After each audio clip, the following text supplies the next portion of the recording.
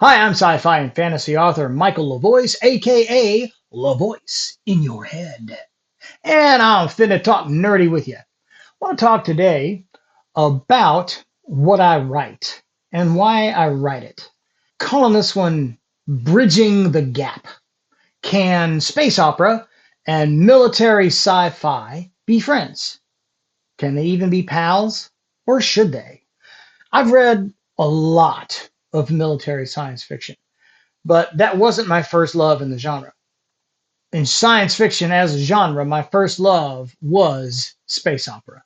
Space opera, yes, it takes place in space. There are generally starships involved, big, vast, epic stories, sometimes with really large casts of characters. And there's a lot of different intellectual properties out there that qualify. But I might talk about a few series here that fit it, or maybe fit it a little bit, or maybe some genre blenders even as part of this.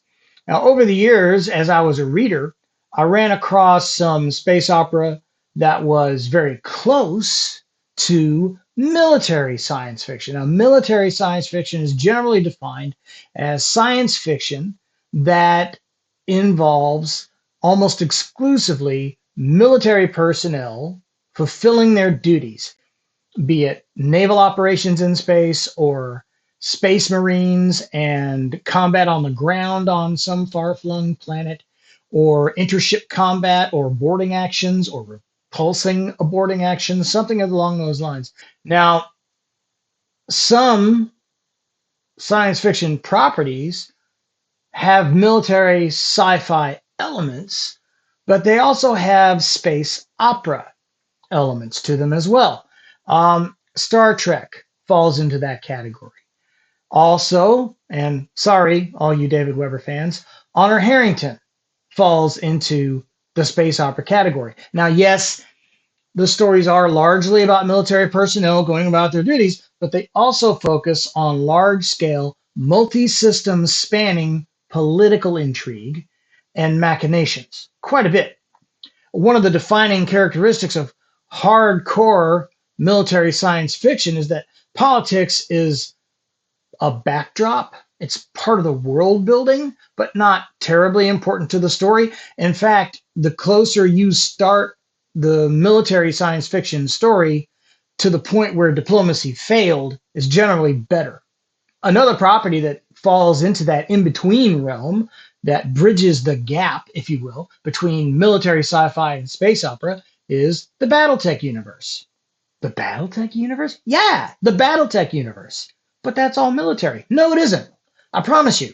If you go and read the novels, especially some of the earlier ones by Blaine Lee Pardo, Mike Stackpole, there was all kinds of political intrigue and court machinations behind the scenes with the royals. So, yeah, lots of stuff like that going on, lots of character development as an excuse to eventually, of course, end up in a giant stompy robot battle, even with mercenaries and stuff like that. So, yeah, it encompasses both. Oh, man, even some of those stories had romance tossed into the mix. Romance and sci-fi? It works. It's a huge thing. People like it. Now, there are other genre blending stories that are military sci-fi in nature, but not completely so, that also don't qualify as space opera. For example, quasi-military sci-fi that isn't space opera because none of the action takes place in space and there's not a single starship in the entire series. For that, I give you the Time Wars series by Simon Hawke. These were written in the 80s. Humanity had ended war in their time by infiltrating modern soldiers into the armies of the past. And whichever side of any given conflict had the most survivors, that side won the conflict in the future. The series revolves around the small unit actions of a group of time commandos whose job it is to go back into the past and prevent time anomalies from becoming full-blown time stream splits. Now, unlike a lot of time travel fiction that you see now, looking at you, Avengers, there are some pretty hard rules to time travel in this universe. And so therefore, There wasn't a whole lot of multiverse BS to have to deal with. One of the cool things about that universe was that they discovered through time travel history studies that a lot of the stories that we thought were fiction were actually historical, factual. For example, The Prisoner of Zenda by Anthony Hope, The Three Musketeers by Dumas, 20,000 Leagues Under the Sea by Jules Verne. These actually turned out to be historical events and therefore gave the series an excuse to send the Time Commandos back into these scenarios and interact with the characters from those stories. If you're a fan of classic sci-fi literature and classic literature in general, adventure literature like The Three Musketeers, this series is going to blow you away. It's going to be great. Another series, which is more military in its aspects, but doesn't involve space travel, again, is G. Harry Stein's Warbots series. You couldn't call it, well, you could call it military science fiction, but it doesn't qualify as space opera because there's no star travel involved. Now, just like in the Time Wars series, we have pretty much eliminated our need. This one goes even further. They've eliminated the need for boots on the ground through the use of drone technology, aerial drones, drones that mimic animals like birds, rats, they're rat bots, bat bots, all kinds of nature mimicry for these drones, and then the full-fledged combat drones. And they're all operated via uplinks, so the soldiers are never exposed to danger at all. Though what happens is they come up against a new enemy that requires boots on the ground, and we have to reinvent the art of war. Now, relearning the art of war is a theme that features very heavily in my latest series, Gladius Leagues.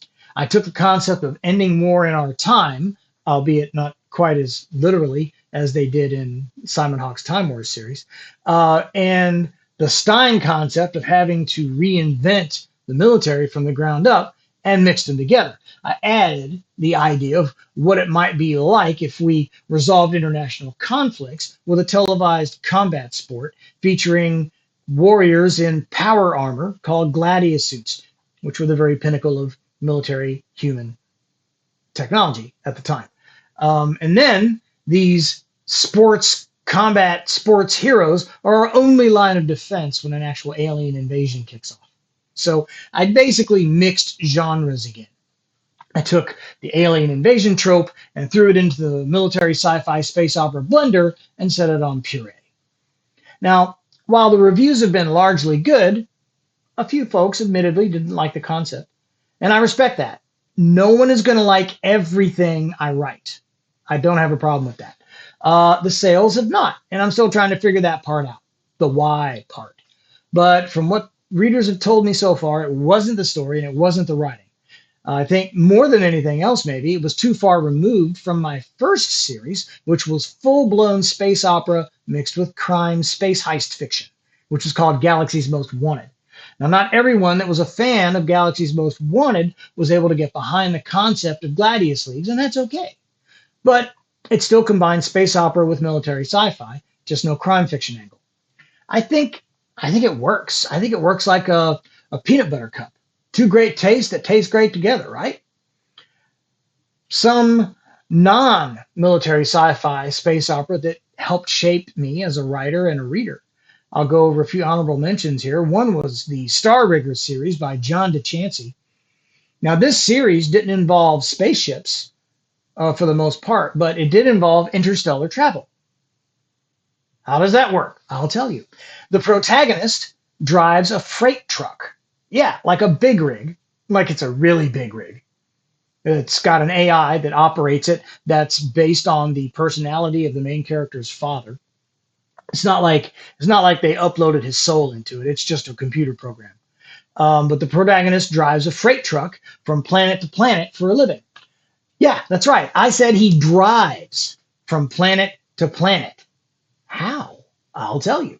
Thanks to a series of roads and interstellar gateways that connect planet to planet that was built by an ancient, now extinct alien race. The roads are self-maintained by automatons that they call road bugs that take care of the roads, they fix the potholes, and if you break down, they will clear you from the path in the most permanent way you can think of. You get basically disintegrated. So don't break down. Or if you do, don't stay there long. Now, this series involves the main character and his adventures driving what he calls the Red Limit Freeway while fending off the predations of a nefarious truckers' union organization. There's lots of cool tech, and there's even some time travel shenanigans. So it's a fun series if you can find it. John DeChancy, Star Rigger, Red Limit Freeway, and Paradox Alley. Those are the 3 books in the series. The last one I'm going to mention is Backyard Starship by Terry Maggart and J.N. Chaney. This series is huge, and I'm not finished with it yet. But okay, give me a break. It's almost 30 books long, and it ain't finished yet. It's about a man who is left a farm in his grandfather's will, and on that farm is a barn, and in that barn is a starship. And also, along with that, he is granted by legacy a post in an interplanetary police force of sorts. So kind of paramilitary with huge space opera elements, lots of humor and drama. It's all in the same epic series. I really highly recommend it. It's the best of both worlds, honestly. And of course, I also, again, recommend Galaxy's Most Wanted for your space opera, humorous space opera needs. It's got drama, it's got action, it's got intrigue, it's got violence, it's got all the fun things in life, but it's also got quite a bit of humor in it. I also recommend my new series, Gladius Leagues, which combines military science fiction and space opera elements with a little dash of the WWE and the NFL there, if you like. I think if you get it in front of your eyeballs, you'll like it and enjoy it. And if you do, let me know. I'd love to hear from you, either in the comments here or through a review at Amazon.com. Why are you still here? Go get my books. You know where Amazon.com is. Come on. Seriously, I think you'll like them. Give them a shot. And once you do, let me know what you thought. Hey, and be sure to come back next week when I get to be LaVoice in your head.